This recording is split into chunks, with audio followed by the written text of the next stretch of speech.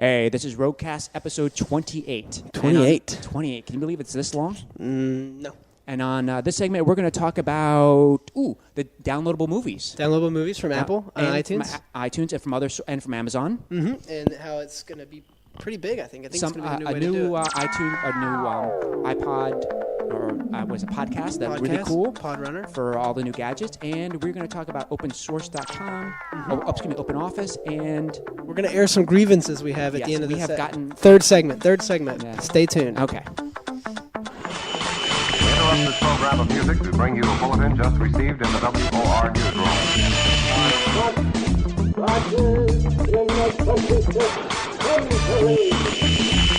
All the humanity and all the planet is screaming, Roger. I may, at this early hour in the morning, recapitulate This is really new. From sci-fi to music, computers to entertainment, nothing is off limits. Coming to you live from the Danger Room, voted best new two-person podcast east of Atlanta. This is RogueCast. And now, here is your host, T.R. Love. And we're back. We're back. Okay, well, got the new update from Apple. Yeah, I haven't been home yet, so I'll get it when I get home. Well, I haven't officially downloaded it yet, but I looked. You got the update. I got the update, and the exciting news was downloadable Disney. Movies. Oh, Disney movies. Mm-hmm. You excited about the Disney movies? Loved it. Well, I'm not that big of a Disney fan, but Disney movies are cool. I mean, look at The Lion King. How can you not? I'm telling you what. Put that on your iPod. The guy who owns all the companies now is just brilliant. And you know what they're going to need now? They're going to need glasses so that you can 3D glasses. 3D glasses, so you can put them on and watch them.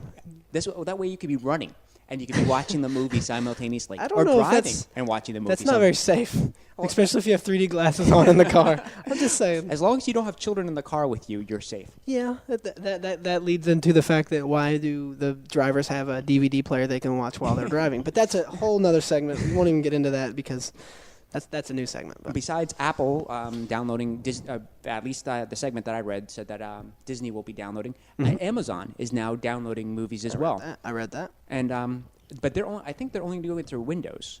Yeah, it's a Windows-based program. I think that they don't want to, which is, it's kind of smart in a way because then they're not circling around and getting the Apple people that want to download right, from I think both Apple is sources. just QuickTime, so there's going to be the two major. Yeah, and I don't think they'll really bother each other too much. I mean, if you think about it, like, there are a lot of musical download programs that are a little bit less inexpensive than Apple, but people still use Apple. Mm-hmm. So I think it's a way that Windows people don't have to, if you don't want to download iTunes, I know a lot of people that have PCs that hate iTunes. Mm-hmm. It just gives them a way not to worry about it. I think iTunes is like a lot of Microsoft products, where once it gets in there, it puts its little fingers wherever it wants. So. Yeah. But other than that, I mean, I think iTunes is probably one of the best programs, probably the simplest. It's easy to use. Great interface. Easy to upgrade. Mm-hmm. And it has everything you need on that little toolbar on the left. It's podcast, RogueCast.com. I think that where Apple and iTunes, or at least the iPod, really became successful was through was not through the iPod itself, because there's 50,000 MP3 players, was the ease of integration between the two. Yeah, you just drag and drop. Mm-hmm. Open up your iTunes after you put your iPod in. Open up your iPod with all the folders. And take your folder from your iTunes and drag and drop. Yep. It's as simple as pie. Could not ask for anything easier. But GUI interface is awesome. And you know what? It's easy. And the fact is, people, Macs have always been the easier of the computers, even if their interface is harder to use because there isn't as much like coaching through with the start menus and stuff. It's still an easier program to use. I'm wondering if the movies that they're going to download are going to have compression on them. I mean, because of the smaller screen size, I wonder if they're going to try to compress the movies into a smaller screen, or are they going to have some sort of component now where you can plug the iPod into your back of your TV and then watch? I think that if you have an iPod video, you should be able to. I mean, as far as because you can do that with audio. Like I know for a fact that I've plugged my iPod in the back of my TV and used it for Maybe we should music. be onto something. Well, the thing is, they're releasing.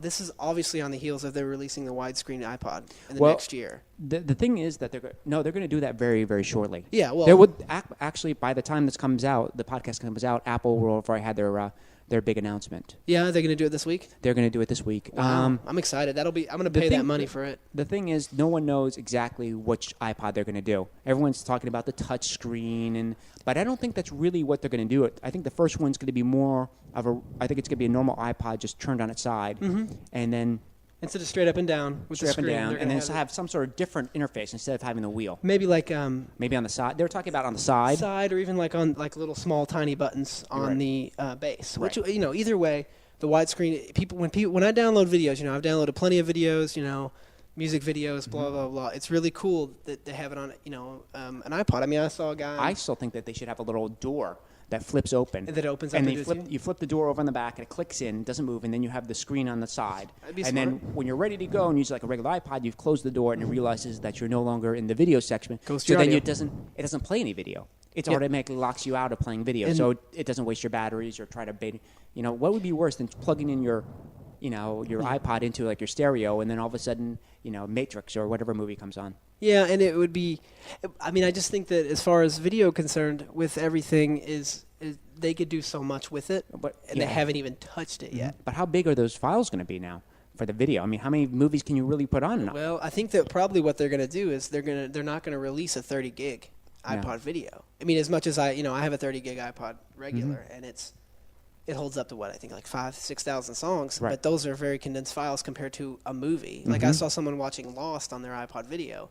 I hope he had a 60 because I mean that's probably half a space just for that television show. But they're gonna have. I mean, what they'll do is they'll have a 60 and 100 or something like that. I mean, they're gonna have some gigantic sized iPod. Right. It's gonna be $500 or something. But Yeah, it'll be the size of a couch. and but the thing is, it's gonna be so so awesome. I'll pay the money for it. I did see on Amazon that Matrix is now available for download. It's already on It's Amazon. already available for download. That might be one of the best movies to go download. Well, what's funny about that? The Matrix, everything. When I got a DVD player for the first time, when DVD players were brand new, I got it for my birthday, like 8 or 9 years ago. I don't remember when DVDs actually became popular. And the first DVD I ever had Was the was Matrix? So I think that it's the way. I don't know. People just would like to test things out with the Matrix because it's just such a serious. It's that movie and what's the movie? I'm gonna have to think about this. It's on my tongue, but I'll think about it. There's another good movie that with Bruce Willis and they go into space. Oh, Armageddon. No, not that movie. Never mind. I'm thinking wrong. Going to space. Okay. Never mind. I'll think about it. Well, I'll go search for it on IMDb. All right. But no, I think that there are certain movies that people calibrate or test the movies versus. You have to watch a movie that has a lot of things going on. I mean, you can watch a standard like Or The Fifth comedy. Element. Yeah, or The Fifth Element. The There you Fifth go. Element You're is the thinking, one. oh, they're in space. That is Bruce Willis. Very, very true, but not as cheesy. That's the one everyone tests themselves. That seems to be the benchmark. The Matrix and The Fifth Element. Because it's just there's so much stuff going on, and you can test out how the movie's downloading, especially with like compression rate and video size and video bit rate. By the way that those play, because I mean, if you even like an animated movie, like even like a newer movie like a Finding Nemo, which is good for Disney because that's what they're going to release. You can test and see if those components aren't scratchy because sometimes you download stuff off the internet and the videos are very pixelated, kind of creepy. I'm dying to see one. I really want to see one up close and see how it looks. For $9, the only bad thing is make sure you back them up. I just lost my computer again, and you got to back that stuff up, or you're going to lose that file. Everything. I mean, all the time. Especially if you're going to spend $10 on a movie with a DVD. If you scratch a DVD, you clean it, you can go return it. If you lose this DVD off of iTunes, they're not going to replace it for you. And that's the only bad thing. So well, no, but the only thing is with the Doc Mac account, you get a gig. Yeah, but you only get a gig. It's not enough. I have a .Mac account, and I wasn't able to back up half of my files. Right. I mean, by the time I got done backing up like 3 or 4 music folders, it was done. So I mean, and then I think that what they're going to do is, I mean, Apple's just going to corner everything. The .Mac's going to get bigger. Right. The iPods are going to get larger. I mean, I don't think that they can get a smaller iPod. No. My suggestion is you get a external hard drive.